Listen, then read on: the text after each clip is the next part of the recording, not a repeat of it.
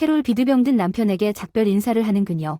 에릭 앞에서 두려움을 억누르며 병원에서 퇴원하는 그녀는 그를 일으켜 세우려 했습니다. 당신은 여기서 치료를 받을 것이고 당신이 퇴원한 후에는 모든 것이 괜찮을 것입니다. 나는 반드시 당신을 축하할 것입니다. 레스토랑에서 회복 우리는 결혼식을 축하했던 아토리아로 갈 것입니다. 당신이 너무 좋아하는 빨간 드레스를 입을 것입니다. 우리는 손님을 초대하지 않을 것입니다. 우리 둘만 자고 쉬십시오. 그녀는 에릭이 침대에 누워있다고 확신했습니다. 튜브가 달린 전문 침대에서 몸까지 늘어지는 물방울 스트레칭 아내의 격려적인 말을 듣습니다. 그는 슬픈 미소만 지을 뿐이었습니다. 말하기와 호흡이 점점 더 어려워지고 있는 것이 분명했습니다. 양쪽에 있는 신호음 장치는 에릭의 상태를 강하게 유지하기 위해 그의 상태를 모니터링했습니다. 캐롤은 병원을 떠났지만 현관 옆 벤치에 도착하자마자 절망에 빠져 눈물을 흘리며 상황의 무게와 씨름했습니다. 결혼한 지 몇 년밖에 안 된 부부는 길고 행복한 관계를 꿈꿨습니다.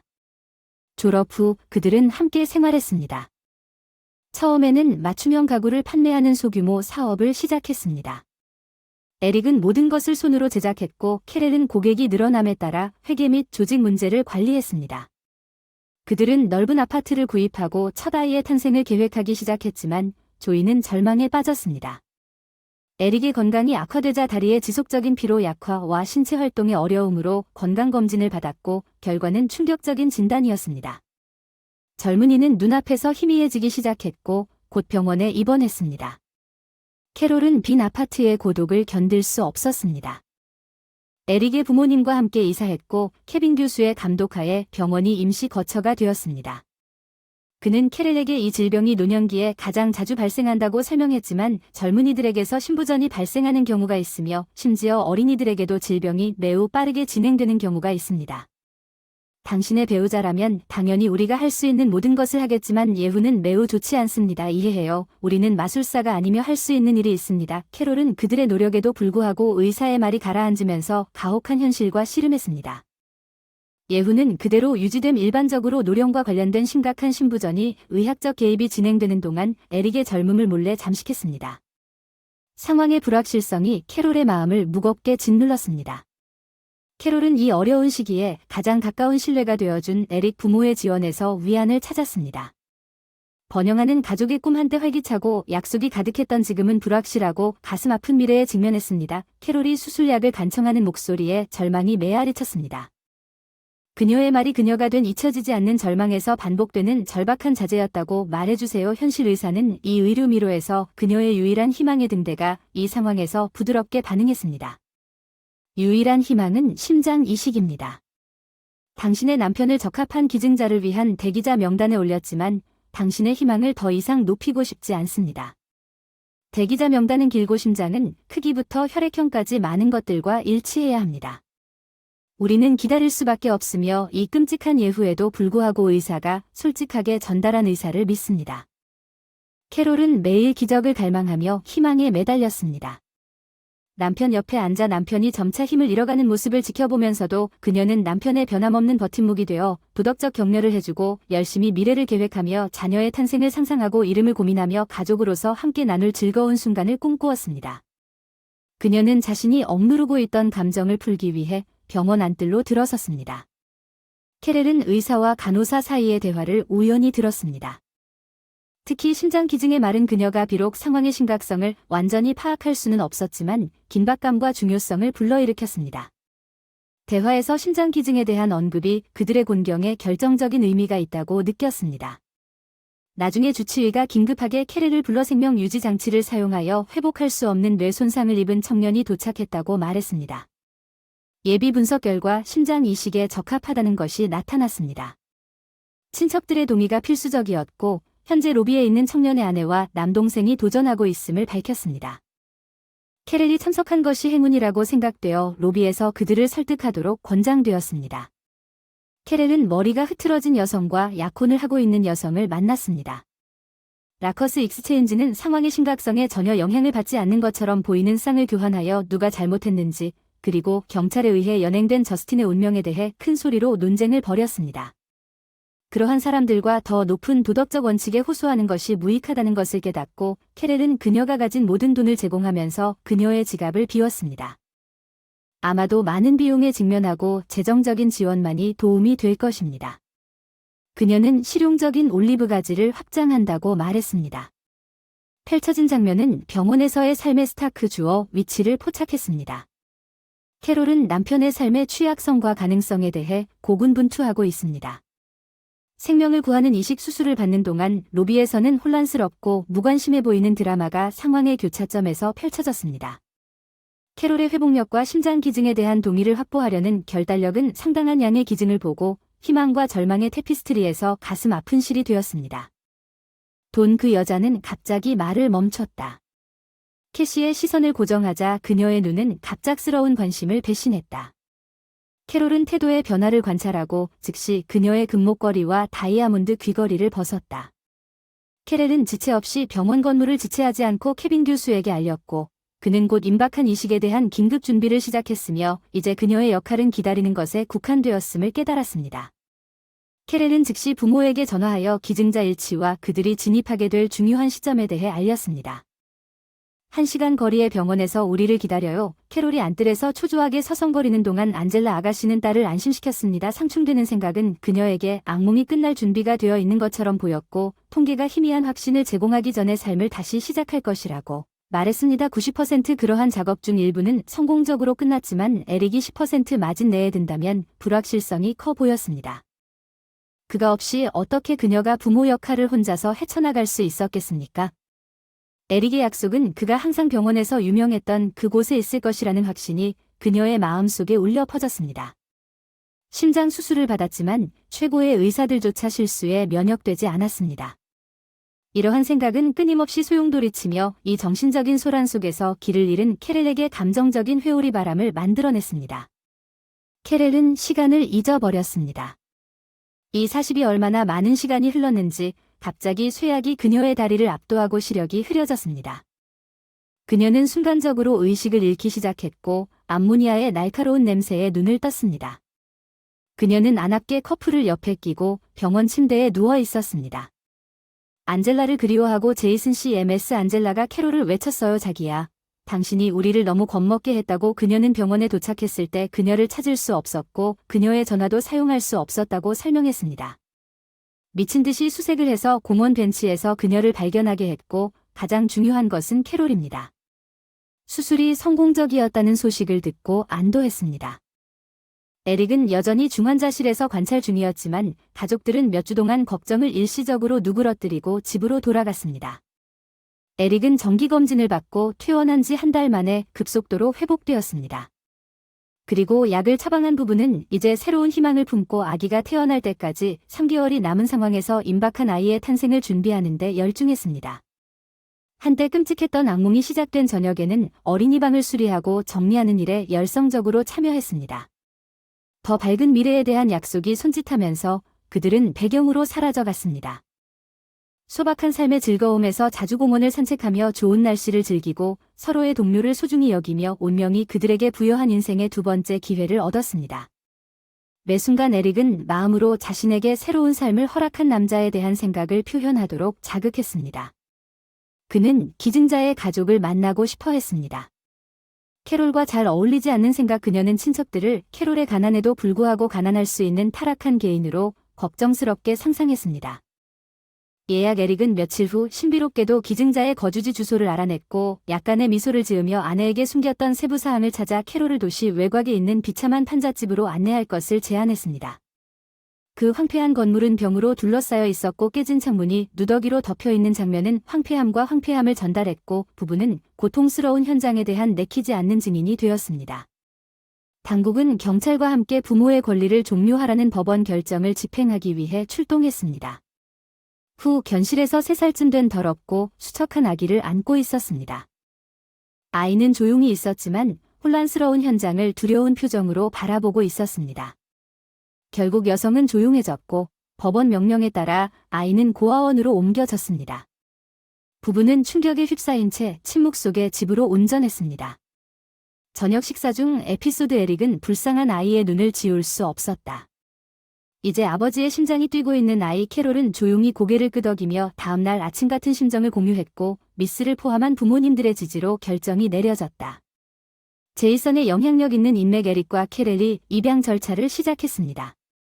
캐렐과 그녀애가 태어난 딸이 산부인과 병원에서 퇴원했을 때 미스 제이슨의 노력은 지연이나 합병증 없이 원활한 입양 절차를 보장했습니다. 그 소녀에게는 이미 캐렐의 약속에 충실한 형이 있었습니다. 아토리아 레스토랑은 상징적인 빨간 드레스를 입은 캐렐 도닌과 함께 열렸지만 두 사람만이 아니라 그들의 딸과 아들도 조부모님과 함께 안전하게 집에 있었고 사랑과 보살핌으로 가득 찬 미래에 대한 자신감을 심어주었습니다. 아들은 이 지지적인 환경에 의해 포용될 운명이었습니다. 훌륭하고 선량한 사람으로 성장 이제 또 다른 마음 따뜻해지는 이야기를 탐구해 보겠습니다. 셔리와 트리스턴즈 유니언은 셔리가 이 기간 동안 청소 사업에 성공적으로 투자하여 10년을 넘었습니다. 트리스턴은 개인적 성공을 위한 강력한 추진력이 부족함에도 불구하고 셔리의 흔들리지 않는 힘의 기둥 역할을 했습니다. 자상한 남편의 지원에 만족한 셔리는 자신의 경력에 대한 아내의 열렬한 헌신을 인정하면서 파트너십 기간 동안 위안을 찾았습니다. 트리스턴은 집의 안락함과 편리함을 보장하는 책임을 맡았습니다. 동시에 단 몇 년 만에 그녀의 겸손한 청소회사는 모스크바의 목록에 올랐습니다. 최고의 청소회사 셔리의 관점에서 이 비정통적인 직무 구분은 트리스턴이 자신의 사업을 설립하고 확장할 때 왜 그림자 속에 남아있기로 결정했는지에 대한 미스터리를 모두 설명했지만 그 순간에는 현명한 결정처럼 보였습니다. 트리스턴은 자신의 수입원을 대학 강사였지만 셔리의 성장하는 성공과 비교할 수는 없었습니다. 그들은 사무실을 확장하고 노동력을 늘리고 수입이 늘어나 명문 동네의 아파트를 얻을 수 있었습니다. 트리스턴 이제 유명 디자이너의 도닝 수츠가 그의 강의에 참석하여 번영의 분위기를 느꼈습니다. 표면적으로는 배신 스캔들이나 불만이 없는 이상적인 가족처럼 보이지만 완벽해 보이는 모든 커플은 실가 중요한 문제로 발전할 때까지 옷장의 해고를 숨기고 싶어 합니다. 아이들에 대한 질문 셔리는 아직 어렸을 때 유산을 겪었고 사업가로서의 자신의 경력에 대해 더 깊이 파고들면서 아이들에 대한 질문은 말초가 되어 결국 일상생활 속으로 사라져 버렸습니다. 그녀는 이 침묵에 대해 그녀가 치르게 될 대가를 확실히 알고 있었습니다. 문제를 더 빨리 해결했을 수도 있습니다. 두 번째 바이올린을 연주하는 트리스턴 콘텐츠는 갑자기 남성성이 급증하는 것을 느꼈습니다. 학문적 기회가 첫 번째 학생들에게 강의를 제공했으며 그 중에는 크리스티너라는 젊은 파란 눈의 여성이 있었습니다. 겉보기에 이상적으로 보이는 이 가족은 다가오는 위기에 직면했습니다. 크리스티너는 학교에서 빠르게 전환했습니다. 아모르의 순진한 학생과 교수, 속눈썹을 깜빡이며 돈을 빼내는 교활한 여자 모스크바 대학에 입학할 명확한 계획을 가지고 있었습니다. 그녀는 교육뿐만 아니라 부유한 파트너를 찾아 걱정 없는 삶을 살 수 있도록 했습니다. 그녀의 계산적인 접근 방식은 다음과 같습니다. 어네노와 같은 천박한 인형의 역할을 연기하고 트리스턴은 전문적으로 설치한 함정에 맞설 가능성이 거의 없었습니다. 그녀가 묘사한 순진한 생물과는 거리가 먼 18세의 크리스티너는 그녀의 상호작용에서 남자를 조종하는 역학을 이해했습니다. 그녀는 전략적으로 그녀의 정반대를 구현했습니다. 남자가 기대할 수 있는 크고 순진한 눈을 가진 얕은 인형 트리스탄은 조심스럽게 만들어진 외관에 갇힌 트리스탄은 그들의 관계가 실질적인 결과 없이 끝날 수 있다는 것을 깨닫고 그녀의 젊음의 무상함을 염두에 두고 얼루어에 빠르게 굴복했습니다. 계시록에서는 이상적인 가족의 조화로운 일상을 방해할 위협이 임박했음을 암시했습니다. 자녀 문제를 둘러싼 침묵과 트리스탄의 크리스티나와의 새로운 관계가 그들의 인생에서 격동의 장을 위한 무대를 마련했습니다. 그녀는 몇 가지 긍정적인 임신 테스트를 구입했습니다. 친구와 저녁에 그녀의 애인과 즐거운 소식을 이상하게도 나누었습니다. 그는 그 소식을 행복하게 받아들였습니다. 바로 그날 저녁 그녀의 자궁 속의 작은 기적을 목격하기 위해 초음파로 달려가고 싶은 열망을 표현했습니다. 오늘 사랑 정말 대단해요. 우리 아기를 보고 싶어요. 이제 그것이 얼마나 작은지는 중요하지 않습니다. 아마도 다리와 팔이 이미 있을 것입니다. 우리는 도시에서 가장 좋은 병원에 갈 것입니다. 돈은 문제 없습니다. 아기가 괜찮은지 100% 확신하고 싶습니다. 그는 진심으로 열정적으로 외쳤습니다. 신중한 소녀는 임신 초기 단계에서는 팔과 다리가 보이지 않을 것이라고 설명하면서 사랑에 빠진 바보를 재치 있게 말하면서 아기는 괜찮다고 장담하지만 지금은 정말 작습니다. 해바라기 씨보다 크지도 않습니다. 아직 다리와 팔이 발달하지 않았지만 이해해야 해. 여보, 학생 기숙사에 살면서 아기를 가질 수 없습니다. 공부를 포기하고 직업을 찾아야 합니다. 그녀는 추론했습니다. 트리스탄은 빛의 속도로 힌트를 얻었고 이틀 후에 상황을 이해했습니다. 그녀는 이미 이탈리아산 가구로 우아하게 장식된 세련된 새 아파트로 물건을 옮기는 중이었습니다. 트리스탄은 오래전에 비밀리에 이 아파트를 구입하여 친구 이름으로 등록했습니다. 일시적인 성격을 고려할 때 위험한 이사였습니다.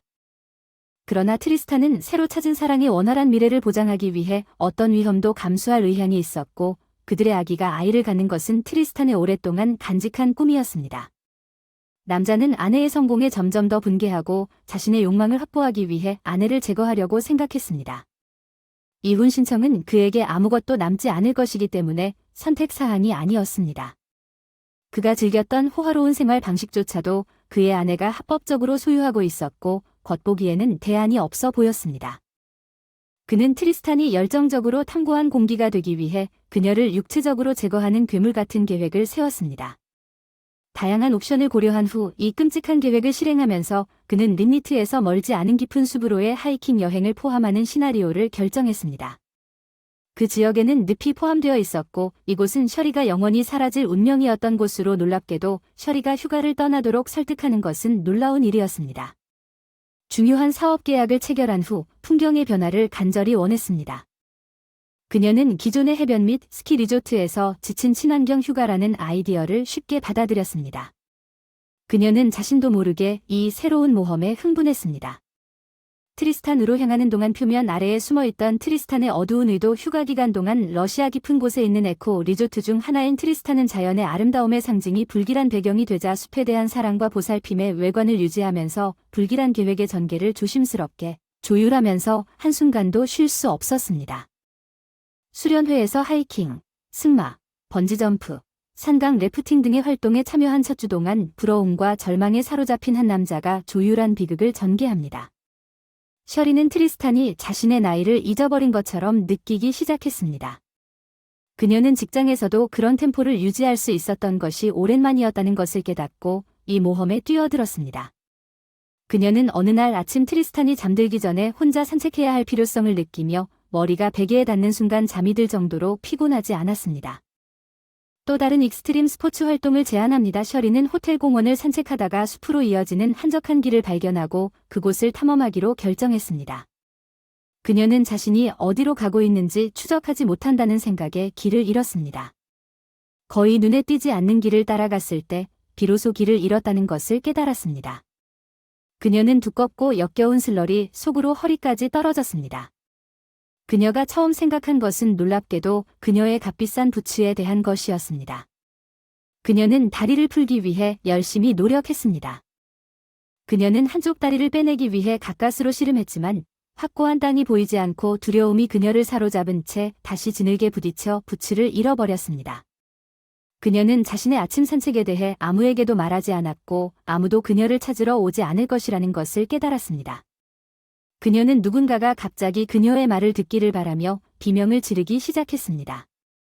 그녀는 나무 뒤에 숨어있는 트리스탄과 비슷한 인물을 보았습니다. 그녀는 자신의 행운을 믿을 수 없었고 두서없이 걷기 시작했습니다. 그녀가 얼마나 무서웠는지 그리고 그가 그녀를 발견한 것이 얼마나 다행인지에 대해 이야기했지만 트리스탄은 그녀를 구하는데 급한 마음을 보이지 않았습니다. 그는 무심코 그녀에게 약 30분 후에 그녀가 더 깊은 진흙 속으로 가라앉을 것이며 그런 다음 지옥을 일으키고 그녀를 찾기 시작할 것이라고 말했습니다. 공식적인 수색은 내일부터 시작되어 그에게 그녀의 사업에 참석하기 위해 모스크바로 돌아갈 시간이 주어졌습니다. 그는 결국 그녀의 시신을 발견했을 때 그의 불길한 계획을 밝혔습니다. 그는 그녀의 모든 돈을 공기처럼 물려받을 것이며 젊은 사람과 함께 새로운 삶을 시작할 계획이었습니다. 임신한 아내는 트리스탄에게 임신한 아내에 대한 질문을 하고 당연히 어리둥절했습니다. 상속 트리스탄은 그녀 외에 다른 여성이 있다고 냉담하게 언급했습니다. 충격적인 계시로 인해 셔리는 겉보기에 이상적인 남편이 그녀를 배신할 뿐만 아니라 재정적 이유로 그녀의 죽음을 계획하고 있다는 사실을 깨닫고 깜짝 놀랐습니다. 여유로운 산책을 위한 배경이 결혼 생활의 행복이라는 외관을 깨뜨리겠다고 위협하는 오싹한 폭로의 배경이 되었을 때 숲을 얻으세요. 그래서 저는 한두 주 동안 슬픔에 잠긴 호라비 역할을 한 다음 내 여자와 결혼할 것입니다. 누가 곧 나에게 아기를 데려올지 정말 쓰레기야. 당신은 동의하지만 어떤 남자는 운이 좋고 어떤 남자는 그렇지 않습니다. 나는 살아남을 것이고 당신이 어떻게든 태어났다는 것을 미안하게 해줄 것입니다. 나는 당신이 거의 목이 될 뻔했는지 심각하게 의심합니다. 이제 그녀의 남편은 깊은 곳으로 가야 한다고 말하고 구조팀과 호텔 직원이 거의 일주일 동안 셔리를 수색한 곡을 흥얼거리며 걸어갔습니다. 처음에는 위로할 수 없는 남편이 계속 엉켜밤에도 수색을 계속하도록 강요하고 며칠 후 더 심각한 전문가들이 파견되어 모두가 놀랍게도 그는 사업이 저절로 관리되지 않을 것이라고 설명하면서 모스크바로 떠났습니다. 그가 구조팀의 작업을 방해하지 않았기 때문에 관련된 모든 사람들은 안도의 한숨을 쉬었습니다. 나는 살아남을 것이고 당신을 만들 것입니다. 미안해. 내가 태어나서 셜리는 그렇게 쉽게 포기하지 않았어. 그녀는 계속 미친 듯이 자신의 삶을 버티고 있었어. 그녀는 그토록 어리석게도 죽을 만큼 사업을 쌓지 않았어. 그저 멍청한 늪에 빠져 익사했을 뿐이야. 그녀는 계속해서 도움을 청하며 매달렸어. 풀이 계속 그녀를 빨아들이고 있었지만 확실히 그녀의 머리가 가라앉기 전에 그녀가 들은 마지막 말은 붙잡혀 있었습니다. 내가 당신을 끌어낼 거예요. 벌써 돌아왔나요? 자기야. 크리스티나는 분명 트리스탄이 이렇게 빨리 돌아올 거라고는 예상하지 못했을 거예요. 예, 가능한 한 빨리 당신과 함께 돌아가고 싶었어요. 사랑하는 사람들. 트리스탄은 여자친구의 깔끔하고 놀란 표정도 아랑곳하지 않고 달려가서 여자친구의 배를 껴안으면서 말했어요. 왜 그렇게 빨리 돌아오셨나요? 2주 동안 자리를 비울 거라고 했죠. 모든 문제를 빨리 해결하기 위해 내가 당신을 위해 얼마나 놀라운 일을 준비했는지 상상조차 하지 못할 것입니다. 그중 나중에 트리스탄은 발코니에서 누군가가 실수로 넘어진 것처럼 이상한 소음을 들었습니다. 그것은 그중 하나였습니다. 크리스티나의 동창생인 젊고 잘생긴 그의 명백한 외모는 크리스티나가 자신의 문제를 해결하기 위해 떠나 있는 동안 트리스탄을 정확히 그리워한 것이 아니라는 사실을 지적했습니다. 트리스탄은 배신감을 느꼈습니다. 이 불성실한 여자는 그가 많은 돈을 투자하고 있는 동안 그를 그녀의 손가락으로 감쌌습니다. 그녀와 함께 행복한 미래를 계획하고 있어. 자기야, 이건 내가 생각하는 것과는 다르다는 걸 다 설명할 수 있어. 그냥 닥쳐. 내가 널 위해 내 아내를 물에 빠뜨렸어. 넌 무슨 짓을 한 거야? 젠장 할 일도 하나도 안 했고 이제 빨리 물건 챙겨서 가져가. 여기서 나가세요. 내가 사준 건 내일 꼭 놔두세요. 기숙사에 들러 나머지는 가져갈 테니 엉덩이는 피하지 마세요. 우리 아기 크리스티나는 분명히 싸우지 않고 쓰러지지 않았을 거예요. 트리스탄은 분노하고 배신당했고 그 결과에 직면했습니다. 자신의 사악한 행동으로 인해 얽힌 거짓말과 속임수의 거미줄이 풀리기 시작했고 관련된 모든 당사자는 자신의 선택의 낙진에 직면하게 되었습니다.